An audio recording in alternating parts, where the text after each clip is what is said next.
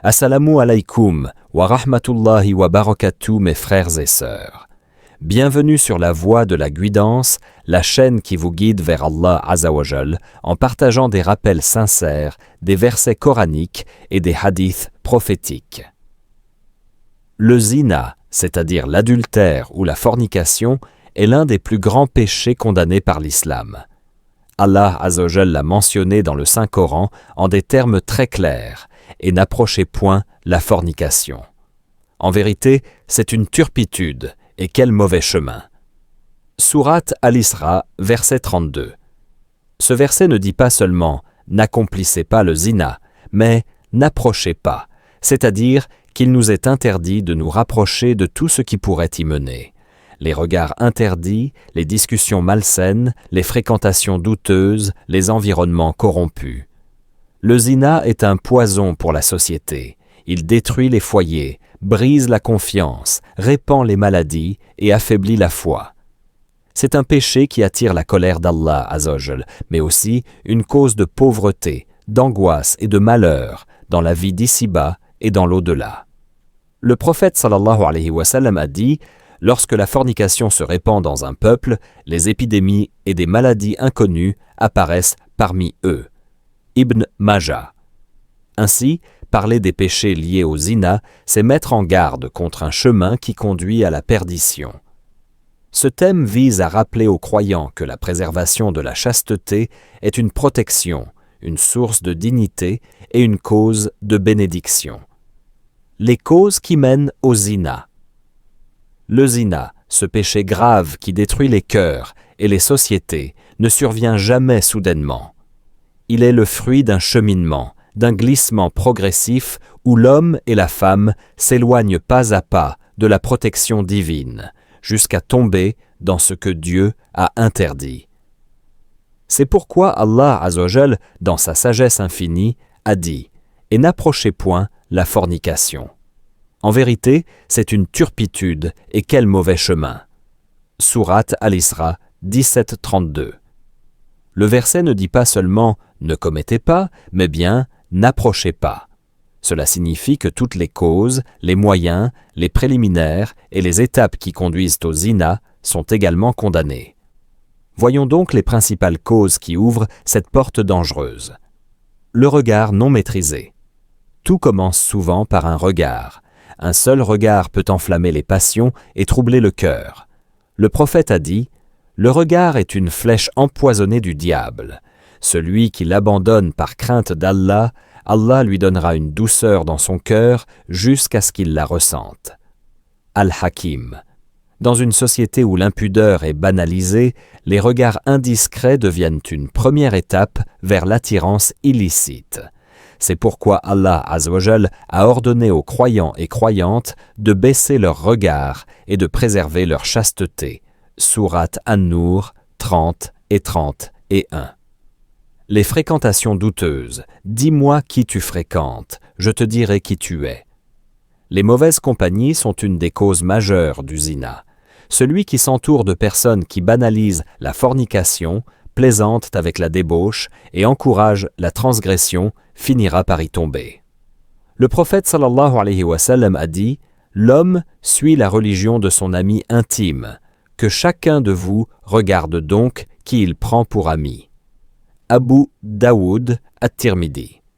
La mixité excessive et l'absence de pudeur.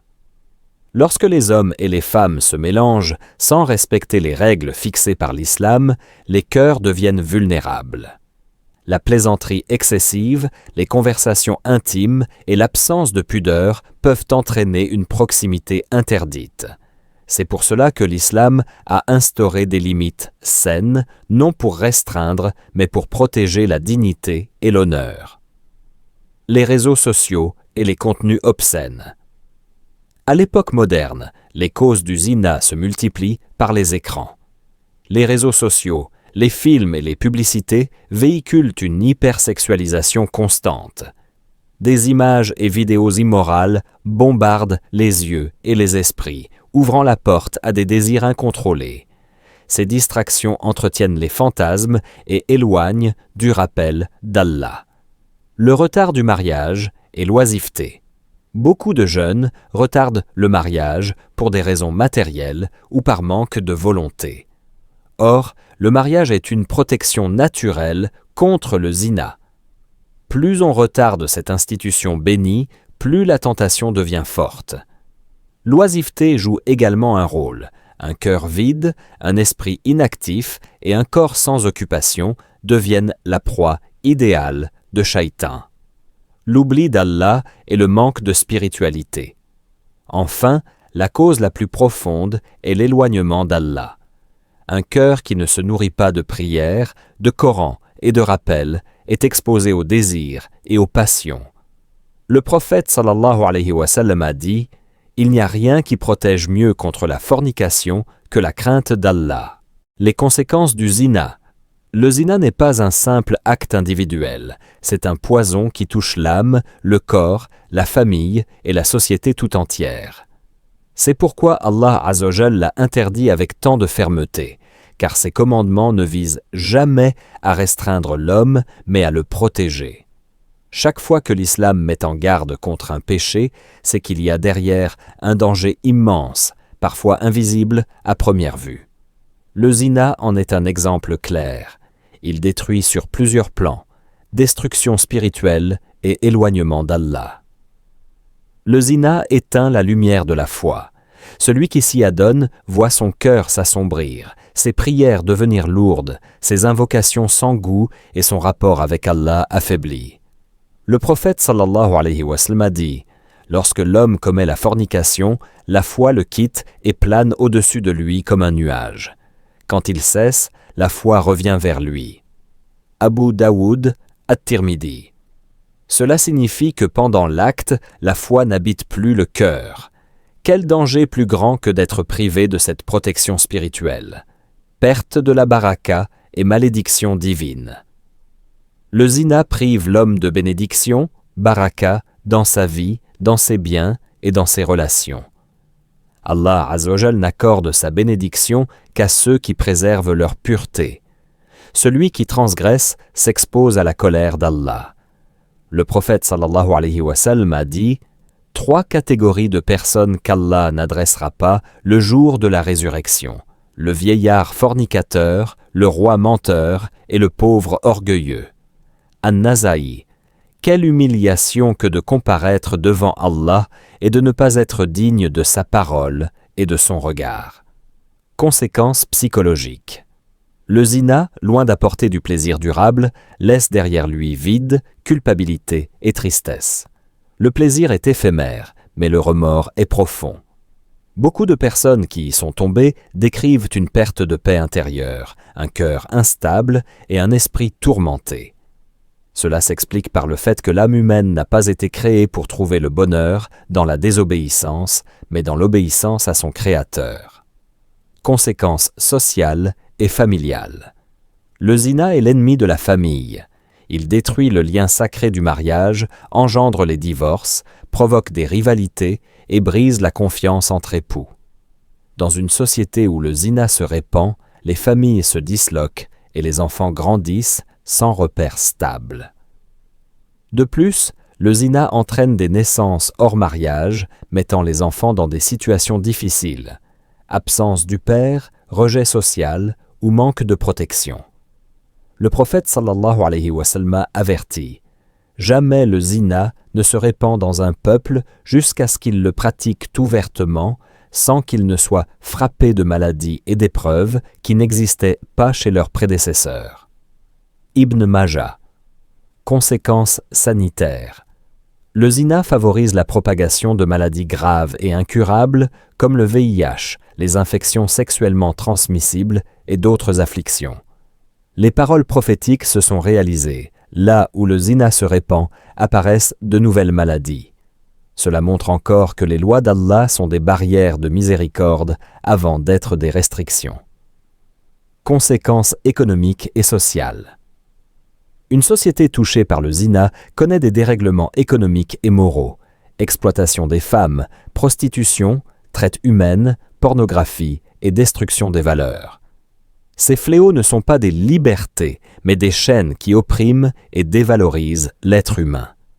Le châtiment dans l'au-delà. Au-delà de ce monde, le zina expose à des punitions sévères.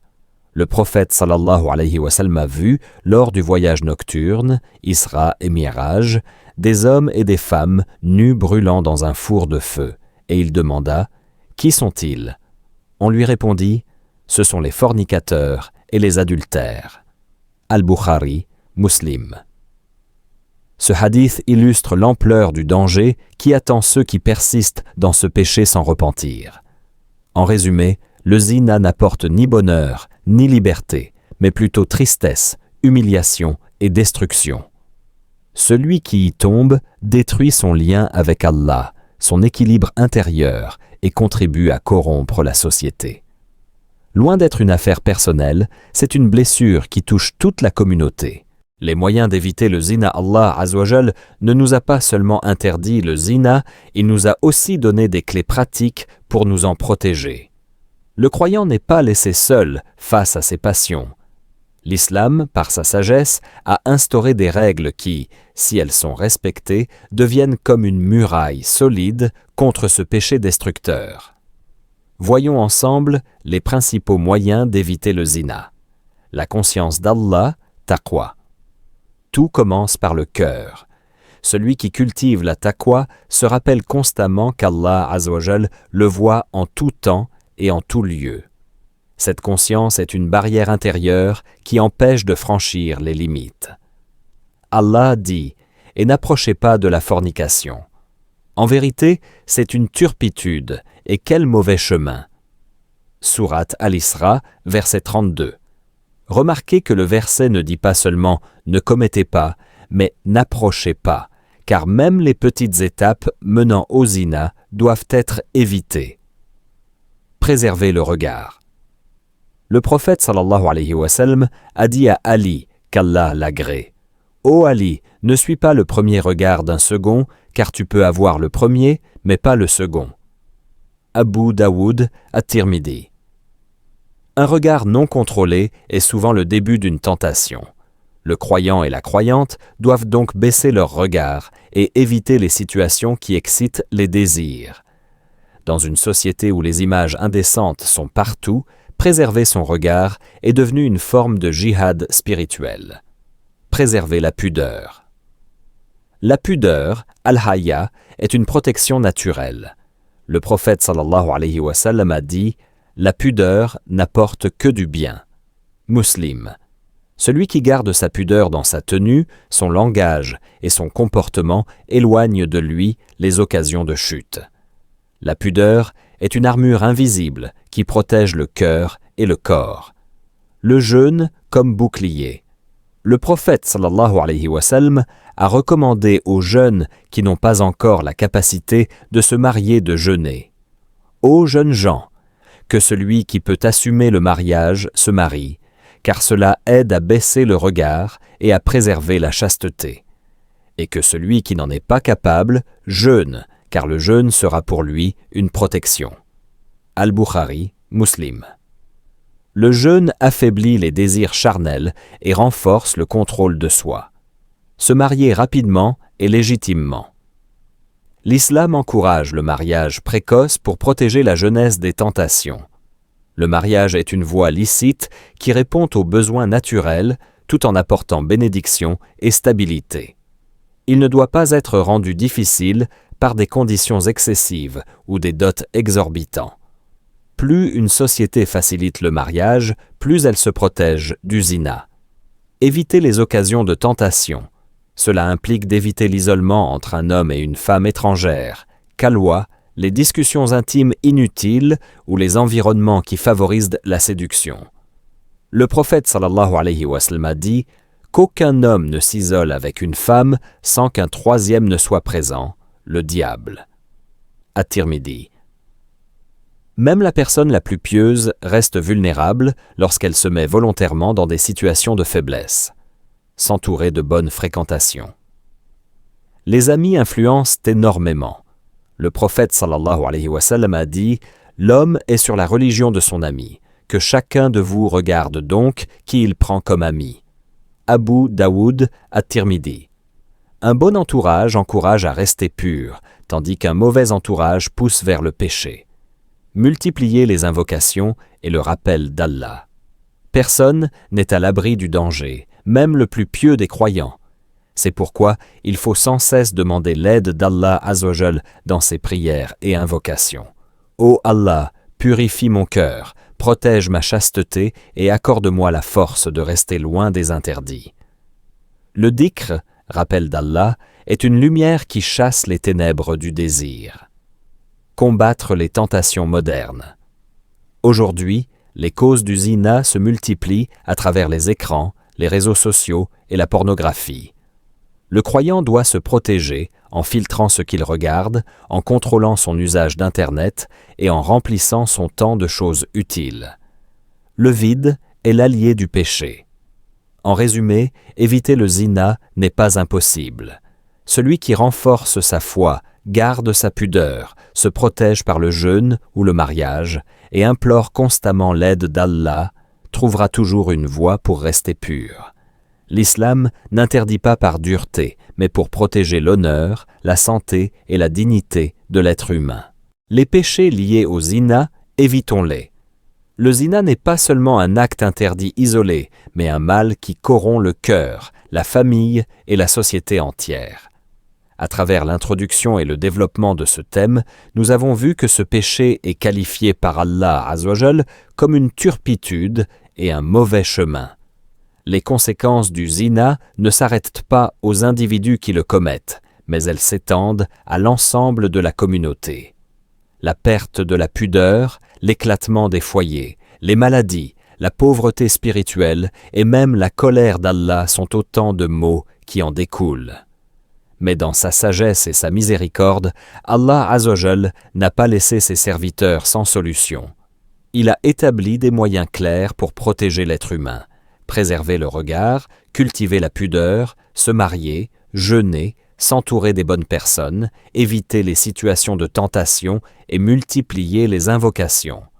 Le prophète sallallahu alayhi wa sallam nous a montré, par ses paroles et ses actes, que la chasteté est une lumière pour l'âme, une force pour la foi et une clé pour la réussite dans ce monde et dans l'au-delà.